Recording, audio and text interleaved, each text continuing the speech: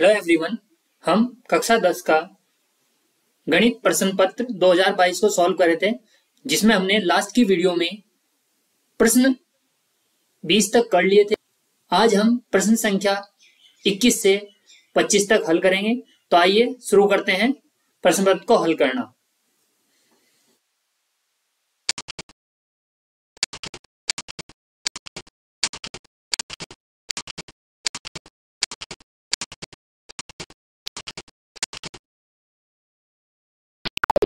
Question number 21 है, उस बिंदु के निर्देशांक ज्ञात कीजिए जो बिंदुओं -1,7 और 4,-3 को मिलाने वाले रेखाखंड को 2:3 में के अनुपात में विभाजित करता है।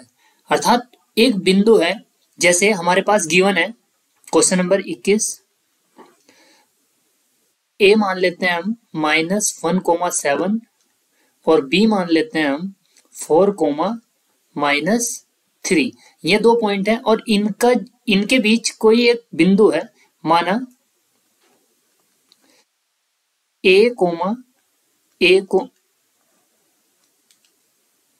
माना ए बी को 2:3 में विभाजित करने वाला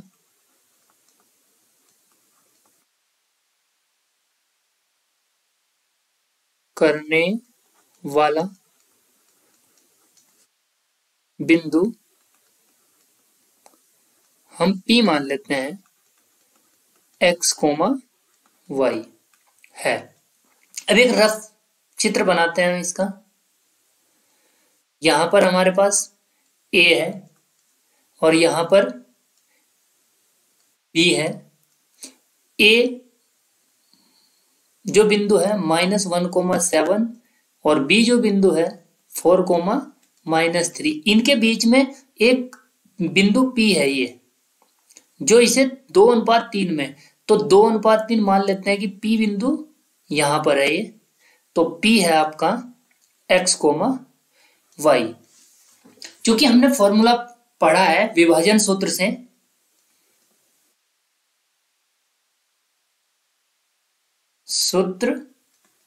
से ये अंतः विभाजित में है P x, y, या हम इसे ऐसे करके कॉन्ग्रुएंट लिख सकते हैं। ये इक्वल ना कह के, मतलब ये बिंदु ये है, तो ये हमने फॉर्मूला पढ़ा था m1x2 प्लस m2x1 और m1 plus m2, m1y2 plus m2y1 upon में m1 प्लस m2। तो इसी बिंदु से हम P को निकाल सकते हैं। ध्यान देंगे आप,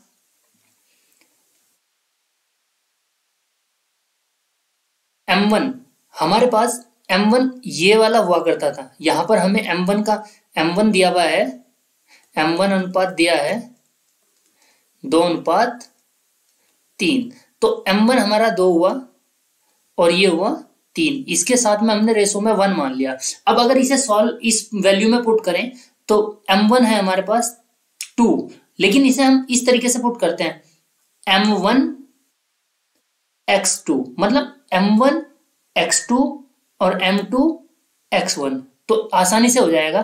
तो 2 × 4 plus 3 × -1 upon 2 + 3, again 2 × -3 plus 3 × 7 upon 2 + 3। अब इसे अगर सॉल्व करें, यह आएगा 4 × 2 = 8, 3 × 1 = 3, 3 × 2 = 5 और 3 × 2 = 6 और 3 × 7 = 21, यानी कि 7 × 21 और अपॉन में 5। इसे और सॉल्व करते हैं आप तो 11/5 और 21 में से 6 जाएंगे तो 15/5 5, या हम इसे कह सकते हैं 11/5 कोमा 3, क्योंकि 5 से कट जाएगा। तो इस प्रकार हम उस विभाजन बिंदु को निकाल सकते हैं। जो बिंदु है हमारे पास विभाजन बिंदु 11/5 कोमा 3 है। तो नेक्स्ट क्वेश्चन की ओर चलते हैं। क्वेश्चन नंबर 22 है, एक्स अक्ष पर वह बिंदु ज्ञात कीजिए जो 2, -5 और -2,9 से समदूरस्थ है। तो बिंदु हमें गिवन है, ए मान लेते हैं 2, -5 और बी का नाम बी है हमारे पास -2,9। हमने इनके नाम दे दिए ए और बी। अब वो ये कह रहा है कि इन दोनों बिंदुओं से, ए से और बी से समदूरस्थ एक बिंदु बताना है जो एक्स अक्ष पर है। तो चूंकि हम जानते हैं जब हम एक्स अक्ष पर कोई पॉइंट मानते थे तो एक्स वाला एक्स हुआ करता था और ये 0, वाई कोऑर्डिनेट 0 होता था। तो मान लेते हैं कि माना एक्स अक्ष पर वह बिंदु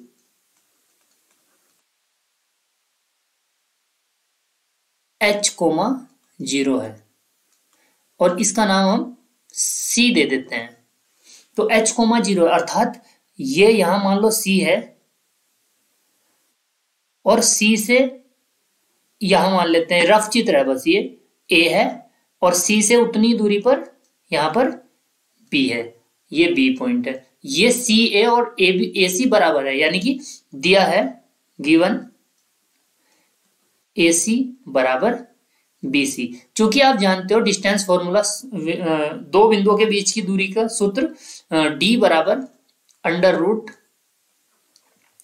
x1 - x2 का whole square plus y1 - y2 का होल स्क्वायर, या आप इसे x2 - x1 और y2 - y1 भी कर सकते हैं। ये वाला फॉर्मूला हम यहां अगर यूज करें, अगर मैं AC लिखना चाहूं तो AC ऐसे लिख सकता हूं, देखो AC A और C, चूंकि ये A पॉइंट है मेरा 2, -5 और C पॉइंट है मेरा h,0, चूंकि x1 - x2 यानी कि h-2 का होल स्क्वायर प्लस 0 - 5 0 -5 यानी कि +5 whole square is equal to √ BC। अगर B -2,9 है और ये है तो h-2 +2 हो जाएगा और प्लस 0 - 9 का होल स्क्वायर। अब इस कैलकुलेशन को सॉल्व करना है तो अब हम क्या करेंगे, इसे अब सॉल्व करना है दोनों और वर्ग करने पर या √ से √ कैंसिल हुआ, यानी कि वर्ग करेंगे तो ये √ हट जाएगा और ये वाला √ भी हट जाएगा। तो ये बचेगा h-2 का होल स्क्वायर प्लस 5 5 25 h +2 का होल स्क्वायर प्लस 9 9 81, ये हो जाएगा h² plus 2 2 4 a² b² -2b 2 2 4h plus 25 और ये h² प्लस 4 और प्लस 4 दूनी 2 दूनी 4h प्लस 81, h² से h² 4 से 4 माइनस 4h और ये 4h इधर आएगा -4h और 81 -25, 4 और 4 8h बराबर 81 में से 25 जाएंगे तो 11 में से 5 जाएंगे 6 और यहाँ बचेंगे हमारे पास 7 में से 2 जाएंगे 5, 56 और ये माइनस का 8 है। तो h इज इक्वल टू, अगर हम ये लिखें 56 बटे -8, 8 × 56, तो इसका मतलब ये हुआ h मेरा आ गया माइनस के 7। तो वह बिंदु x अक्ष पर क्या है, -7,0 है। इस प्रकार हम इसे सॉल्व कर सकते हैं। आइए चलते हैं क्वेश्चन नंबर 13 की ओर, 23 की ओर। आइए चलते हैं क्वेश्चन नंबर 23 की ओर। क्वेश्चन नंबर 23 है, छायांकित चित्र में छायांकित भाग का क्षेत्रफल ज्ञात कीजिए यदि एबीसीडी 14 सेंटीमीटर का एक वर्ग है और ए पी बी और डी पी सी दो अर्धवृत्त हैं। तो चूंकि ये एक वर्ग है एबीसीडी, तो ये पूरी भुजा कितनी है, वर्ग की हमारे पास भुजा है 14 सेंटीमीटर। हमें छायांकित ये वाला पार्ट निकालना है बस। तो इस पार्ट को निकालने के लिए हम क्या करें, इस वर्ग में से यदि ये दो अर्धवृत्त या फिर दो अर्धवृत्त मतलब वृत्त, एक वृत्त घटा दें तो वर्ग की भुजा, ये 23 है, वर्ग की भुजा हमें गिवन है 14 सेंटीमीटर। अर्धवृत्त की त्रिज्या, अर्धवृत्त की त्रिज्या है r मान लेते हैं इसे। चूंकि ये पूरी है 14, तो त्रिज्या केवल यहां तक होगी ये, तो ये हो जाएगा हमारा 14/2 यानी कि 7 सेंटीमीटर। ये आप आसानी से लिख सकते हैं। अभी हमें छायांकित भाग का क्षेत्रफल निकालना है। छायांकित भाग का क्षेत्रफल, इसे हम ऐसे लिख सकते हैं, वर्ग का क्षेत्रफल माइनस दो अर्धवृत्तों का क्षेत्रफल, अर्धवृत्तों का क्षेत्रफल। तो वृत्त का क्षेत्रफल होगा भुजा का स्क्वायर यानी कि 14 का स्क्वायर माइनस 2। अर्धवृत्त का क्षेत्रफल, दो अर्धवृत्त का, दो रखा, एक अर्धवृत्त का क्या होगा, 1/2 पाई आर स्क्वायर, 2 से 2 कैंसिल, 14 इंटू 14 196 माइनस पाई 22/7 और आर है हमारे पास 7 इंटू 7, 7 से 7 कैंसिल, 196 माइनस 22 इंटू 7, ये हो जाएगा 196 माइनस 156। और इसे अगर माइनस करें तो 6 माइनस 0 और 9 माइनस 5,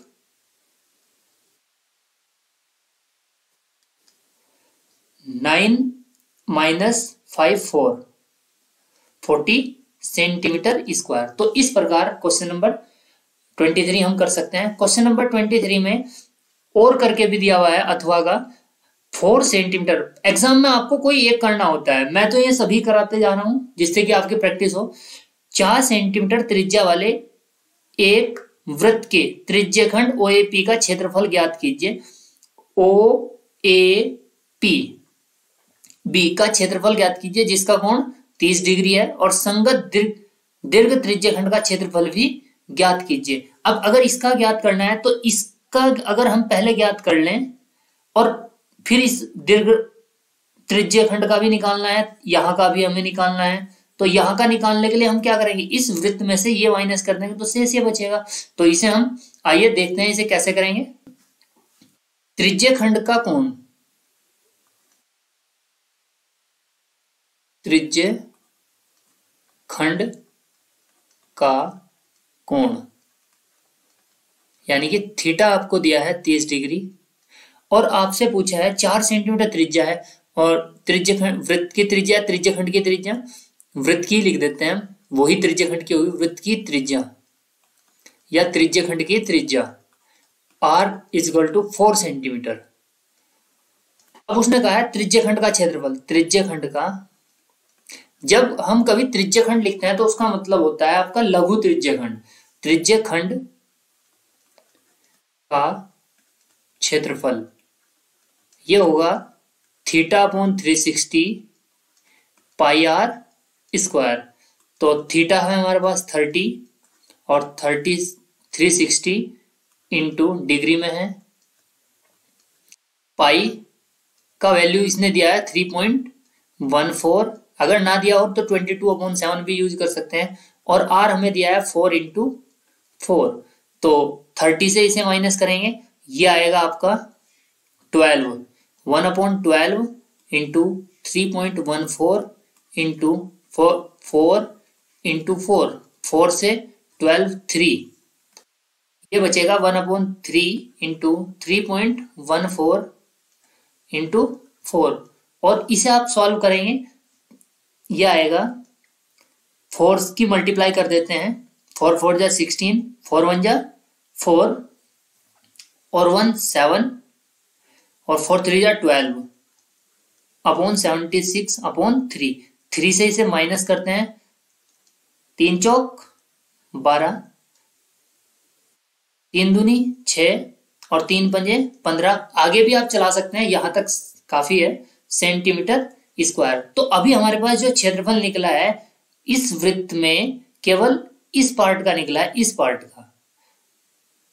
अभी आपको इसका निकालना है तो उसके लिए आप फॉर्मूला यूज कर सकते हैं, या फिर ऐसा कर सकते हैं, क्योंकि हमारे पास है का पाई आर स्क्वायर और माइनस, ये हम माइनस कर दें त्रिज्य खंड का 4.25, तो भी आप फाइंड कर सकते हैं। तो जैसा आप चाहे वैसा कर सकते हैं, या फिर आप सीधा सीधा फॉर्मूला भी यूज कर सकते हैं। दीर्घ त्रिज्य खंड का, दीर्घ त्रिज्य खंड का क्षेत्रफल, जैसा कि आपके एनसीईआरटी बुक में दिया हुआ है, 360 minus theta upon 360 into pi R square. तो यहां पर 360 minus theta 30 upon 360 into pi R square. आप इसे ट्राई करें, या ऐसे करें, या फिर पाई, यहां ये भी कर सकते हो आप, पाई का वैल्यू रखेंगे, आर का रखेंगे और 4.25 सेंटीमीटर माइनस कर देंगे, तो आपका दीर्घ त्रिज्य खंड का ही निकलेगा। तो ये क्वेश्चन आप खुद ट्राई करें थोड़ा प्रैक्टिस के लिए। नेक्स्ट क्वेश्चन की ओर चलते हैं हम। 24 है, 6 सेंटीमीटर त्रिज्या का एक वृत्त खींचिए। त्रिज्या से 10 सेंटीमीटर दूर स्थित एक बिंदु से वृत्त की स्पर्श रेखा युग्म की रचना कीजिए और उनकी लंबाइयां मापिए। अब ये आपका जो क्वेश्चन है रचना का क्वेश्चन है, तो इसके लिए हम रचना करके दिखाते हैं। इस रचना को करने के लिए हमारे पास एक स्केल, रबर पेंसिल और प्रकार होना चाहिए। तो आइए देखते हैं। सबसे पहले हम स्केल ले लेते हैं, इसके बाद हमें प्रकार चाहिए, वो हम ले लेते हैं। क्वेश्चन में गिवन है कि 6 सेंटीमीटर त्रिज्या का एक वृत्त खींचिए, तो उसके लिए 6 सेंटीमीटर आप प्रकार में डिस्टेंस लेंगे।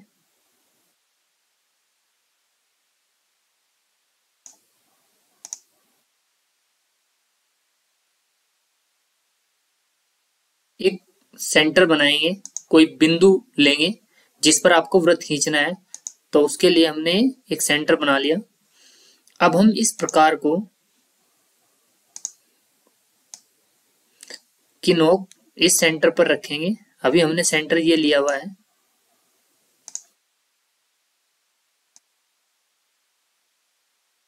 और इसका हम एक वृत्त बना देते हैं 6 सेंटीमीटर त्रिज्या का। अब हमें इसके केंद्र से 10 सेंटीमीटर दूर बाहर कोई बिंदु लेना है, तो उसके लिए हम स्केल यहां रखेंगे और 10 सेंटीमीटर दूर एक बिंदु लेंगे, कहीं भी आप बाहर ले सकते हैं। अब हम ये स्केल लेंगे और इस स्केल को यहां रखेंगे और इसे ज्वाइन करेंगे, यहां रखेंगे और इसे पेंसिल द्वारा ज्वाइन करेंगे।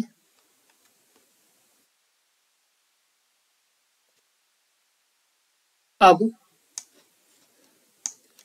प्रकार लेंगे और प्रकार में ए को केंद्र मानकर यहां पर प्रकार रखेंगे और इसे केंद्र मानकर एक वृत्त बनाएंगे। जो पहले वृत्त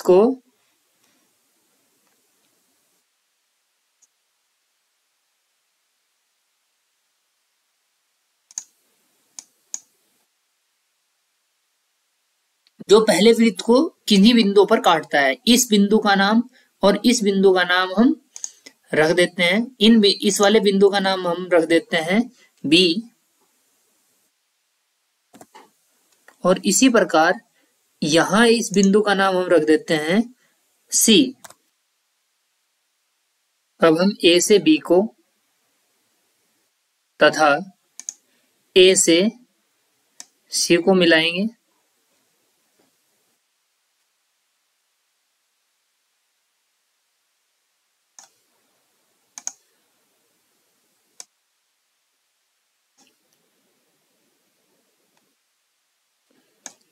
इस प्रकार ए बी और ए सी हमारी दो स्पर्श रेखाएं होंगी। हम चाहें तो बी से ओ को और ओ से सी को मिला सकते हैं। ये हमारे वृत्त की त्रिज्याएं होंगी, ओ बी और ओ सी। इस रचना को करने के बाद हम स्पर्श रेखाओं की लंबाइयां गणितीय विधि से भी निकाल सकते हैं। जैसे यदि हम ध्यान दें एओ जो है 10 सेंटीमीटर है,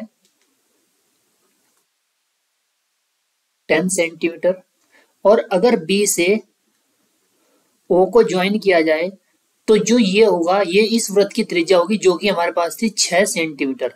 तो बीओ को हम लिख सकते हैं 6 सेंटीमीटर। अब यदि हमें ए बी ज्ञात करना है तो ट्रायंगल ए बी सी में हम जानते हैं कि ये एंगल 90 डिग्री होता है, तो एंगल बी 90 है।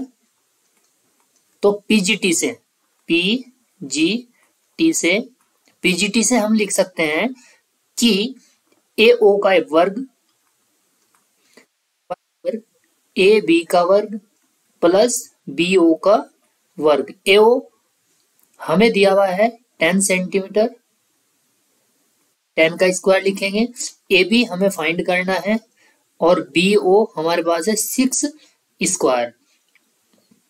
तो 10 का स्क्वायर होगा हमारे पास 100, ए बी का स्क्वायर है प्लस 6 36। तो अगर ए बी हम लिखना चाहें यहां से तो अंडर रूट 100 माइनस 36, यानी कि A B is equal to 64 under root में। तो ए बी हमारे पास आएगी 8 सेंटीमीटर। तो इस प्रकार हम इससे इन स्पर्श रेखाओं की लंबाई निकाल सकते हैं। अगर आप इसे स्केल से मापेंगे तो भी वो 8 सेंटीमीटर ही।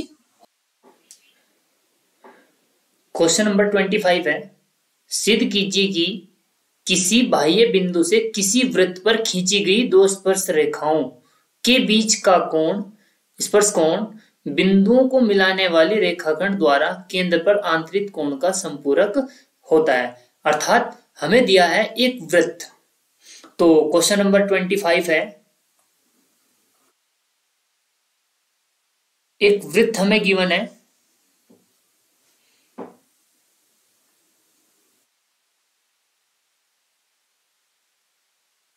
और इस वृत्त का केंद्र O है और इसके बाह्य बिंदु से दो स्पर्श रेखाएं खींची गई हैं, एक ये और दूसरी स्पर्श रेखा ये यहां से स्पर्श करती है। इन स्पर्श रेखाओं के बीच का कोण अर्थात ये कोण बिंदुओं को मिलाने वाले रेखाखंड द्वारा केंद्र पर आंतरिक कोण, यदि हम इस बिंदु से इसे मिलाएं और इस बिंदु से इसे मिलाएं तो ये वाला कोण, तो ये दोनों कोण एक दूसरे के संपूरक हैं। यदि हम वृत्त का केंद्र O माने और स्पर्श रेखा जो बाह्य बिंदु है वो A और स्पर्श रेखा AB और AC माने, तो हमें ये प्रूफ करना है कि ये एंगल और ये एंगल संपूरक है, यानी कि ये एंगल इसका संपूरक है। तो संपूरक के लिए इन दोनों का सम कितना होगा 180। तो सबसे पहले हम लिख लेते हैं, गिवन दिया है एक वृत्त जिसका केंद्र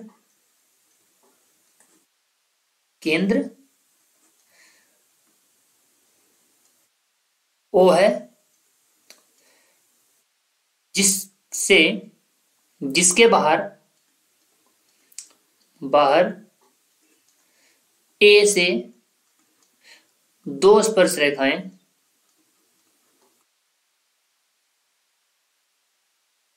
AB व AC हैं। तो प्रूफ करना है, सिद्ध करना है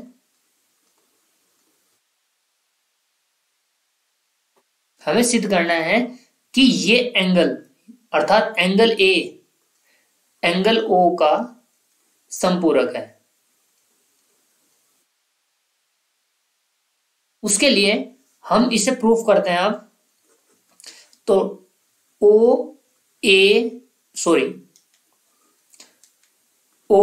बी ए सी एक चतुर्भुज है।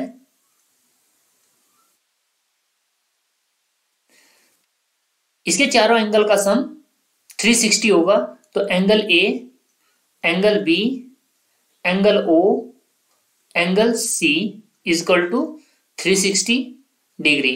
एंगल ए और एंगल ओ को हमें संपूरक प्रूफ करना है। तो उसके लिए बी और सी, चूंकि हम जानते हैं जब कोई स्पर्श रेखा किसी वृत्त को स्पर्श करती है तो जो स्पर्श बिंदु और स्पर्श रेखा के बीच कोण बनता है और त्रिज्या के बीच जो कोण बनता है वो 90 डिग्री होता है। अर्थात ये एंगल कितना होता है 90, ये कितना है 90। तो इसका मतलब angle A plus angle B हम 90 डिग्री रखेंगे।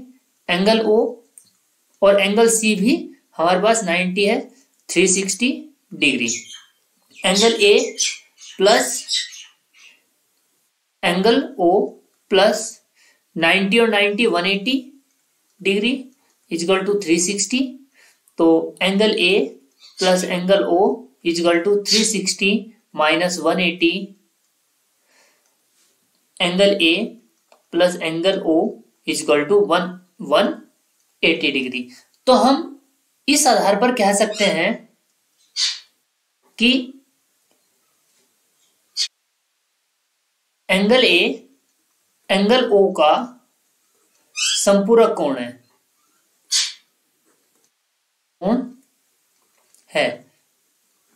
इस प्रकार इस वीडियो में हमने क्वेश्चन नंबर 25 तक किए हैं। अब इसके बाद जो क्वेश्चन है वो 6 नंबर के क्वेश्चन है। तो फिलहाल आज की वीडियो में हमने जो 3 नंबर वाले क्वेश्चन है वो सॉल्व कर लिए हैं। आगे के क्वेश्चन नेक्स्ट वीडियो में किए जाएंगे। धन्यवाद।